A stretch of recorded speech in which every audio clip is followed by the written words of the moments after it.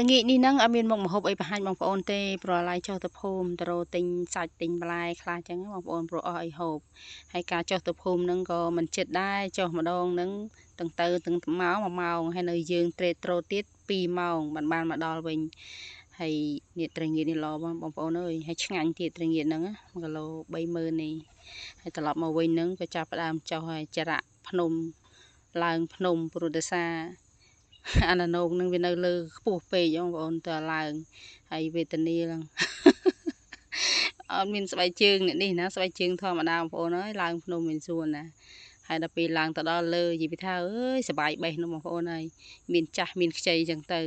អាចាស់នោះធំប៉ុណ្ណានៃទុកធ្វើពូជអត់បេះទេបេះបានណាខ្ចីប៉ុន្មានដូចជា4 5ផ្លែហ្នឹងឯងឥឡូវនេះបាន4ផ្លែហើយក៏លេខឃើញមួយផ្លែទៀតស្ទុះវឹងទៅរោបេះដល់ពេលទៅដល់ទីងប៉ាត់មកនេះដាច់ក្បាលបាត់វាខ្ចីយចាឥឡូវវីដេអូនេះខ្ញុំក៏ដល់ទីបញ្ចប់ដែរអរគុណច្រើនបងប្អូនទាំងអស់គ្នា